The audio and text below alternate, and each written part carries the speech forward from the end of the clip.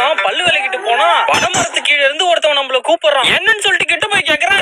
தரன்னு இழுத்துட்டு போறான். வயசு ஆயிடுறே, கொஞ்சம் ஸ்லோவா இழுத்துட்டு போ. இந்த குட்டையில அதிகமா என்ன ஃபிஷ் பிடிப்பீங்கன்னு கேட்டான். இதுல அதிகமா அந்த குளத்து கப்பீஸ் பிடிப்போம். அப்படியா, இங்க கொஞ்சம் பாருங்க, நான் பிடிச்ச அந்த கலர் ஃபிஷ் கொஞ்சம் பாருங்கன்றான். இந்த ஃபிஷ் இங்கேயா பிடிச்சி? என்னடா இது, கெண்ட மீனும் மாலி ஃபிஷும் ஜாயின் பண்ண மாதிரி இருக்கு. எவ்வளவு நேரம் தான் தூங்குவ, ஏந்திரியான்றான். டேய் மகேஷ், அப்ப நீ குட்டில எனக்கு கலர் ஃபிஷ் பிடிச்சிச்சா? என்னையா உளறிட்டு கிடக்குற, கட்டுற வேலையை போய் பாரியான்ற. சேனலை சப்ஸ்கிரைப் பண்ணுங்க, உங்களுக்கு நெக்ஸ்ட் வீக் ஒரு சர்ப்ரைஸ் இருக்கு. ரொம்ப நாளா ரெடி பண்ணிட்டு இருந்த வலைய பாத்தீங்கன்னா ஒரு வழியா ரெடி பண்ணிட்டாச்சு. அப்ப கோழி பண்ண ரெடி பண்ணலையா? அது வந்து இந்த ஃபிஷ் பிடிச்சிட்டு வந்து சொல்றேன். வயல்ல இருக்கிற தண்ணி எல்லாமே கொஞ்சம் கொஞ்சமா வத்தி இப்ப அவ்வளவு தண்ணியே இல்ல. அதனால பெரிய பெரிய மீன் எல்லாம் பாத்தீங்கன்னா கரையிலே மேய்ஞ்சிட்டு இருக்கு. அத இந்த வலைய வச்சு பிடிக்கலாமான்னு ட்ரை பண்றோம். நாங்க நினைச்சதை விட பெரிய பெரிய ஃபிஷ் எல்லாம் பாத்தீங்கன்னா அந்த குட்டைக்குள்ள இருக்கு. நம்ம பெரிய ஃபிஷ் பிடிக்க மட்டும் இந்த குட்டைக்கு வரல. இது மாதிரி டைம்ல தான் இருக்கிற எல்லா கலர் ஃபிஷ்ஷுமே கிடைக்கும். கோழி பாண்டி என்னாச்சுன்னு சொல்லிட்டு ஃபுல் வீடியோல சொல்லியிருக்கேன், போய் பாருங்க.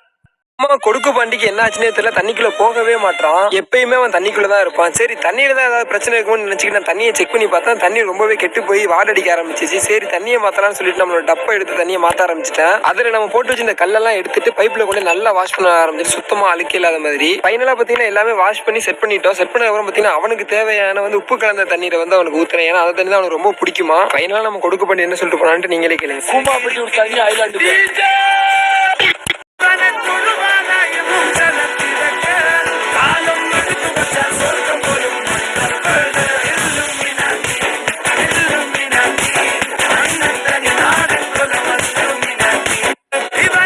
பக்கத்துல ஃபர்ஸ்ட்ல தண்ணி நிறைய கிடக்கும் போது நாங்க தூண்டில் வச்சுதான் மீன் பிடிச்சோம். அப்போ எங்க தூண்டில மாட்டினது பாத்தீங்கன்னா ஒரு சின்ன சைஸ் தேலி மீன் தான் மாட்டுச்சு. அதுக்கப்புறமா தண்ணி நல்லா குறைஞ்சு வந்ததுக்கு அப்புறம் இதுக்கு உள்ளே பாத்தீங்கன்னா ஒரு சின்ன பள்ளம் இருக்கு. அந்த பள்ளத்துக்குள்ள வந்துட்டு இந்த இடத்துல தூண்டில் வச்சு மீன் பிடிக்கலாம். ஆனா நாங்க வலைய வச்சு மீன் பிடிச்சா என்ன மீன் மாட்டுதுன்னு பார்த்தோம். வலைய வச்சுமே இழுத்து வெளியே தூக்கி போட்டக்கு அப்புறம் தான் தெரியுது ரெண்டு தேலி மீன் பாம்பு நெளிஞ்ச மாதிரி நெளிஞ்சிட்டே கிடக்கு. அதுக்கப்புறம் இதே இடத்துல தண்ணி ரொம்ப கம்மியாயிட்டு ஒரு 10 நாள் கழிச்சுல கையை வச்சே மீன் பிடிக்கலாம். அந்த அளவுக்கு தண்ணி ரொம்ப வத்தி போச்சு. அப்பவுமே ஒரு மீன் உள்ள நிக்க ஓடிட்டு இன்னொரு மீன் பாத்தீங்கன்னா வெளியே தரையில பாம்பு நெளிஞ்ச மாதிரி நெளிஞ்சிட்டே கிடக்கு. சரி முத வலை தான் அப்படியே இருக்கு, ரெண்டாவது வலையா இழுத்து பாப்போம் என்ன மீன் மாட்டிருந்தா பார்த்தோம். இந்த வலையில அதை விட மோசமா மாட்டிருக்கு. இந்த வலையில கிடைச்சது பெரிய சைஸ் தேலி மீன் தான் மாட்டிருக்கு. இந்த இடத்துல மட்டுமே இவ்வளவு தேலி மீன் இருக்கு. இப்படி இருந்தா நம்ம நாட்டு மீன்லாம் எப்படி வளர்க்க முடியும்? ஒரு மீனுமே வளர்க்க முடியாது.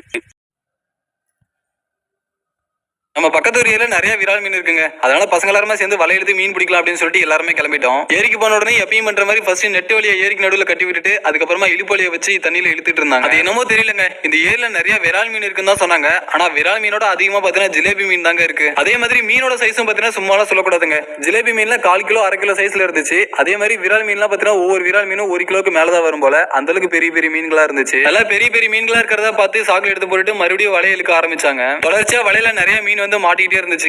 ஏரி ஓரத்துல ஒரு முள்ளு மரம் சாஞ்சு போய் கிடந்தது. அந்த முள்ளு மரத்துக்கு அடியில பாத்தீங்கன்னா நல்லா பெரிய பெரிய மீனா கெண்ட மீன் இருக்கு அப்படின்னு சொல்லிட்டு யாரோ பாத்துட்டாங்க. அந்த மீனை பிடிச்சாகணும் அப்படின்னு சொல்லிட்டு சுத்தி வலையை போட்டு அந்த இடத்துல ஓட்டி விட்டு மீன் பிடிச்சிட்டு இருந்தாங்க. கடைசியில அந்த இடத்துல பாத்தீங்கன்னா பெரிய பாம்பா ஒன்று மாட்டிச்சுங்க. அதை பார்த்த உடனே எல்லாமே போட்டுட்டு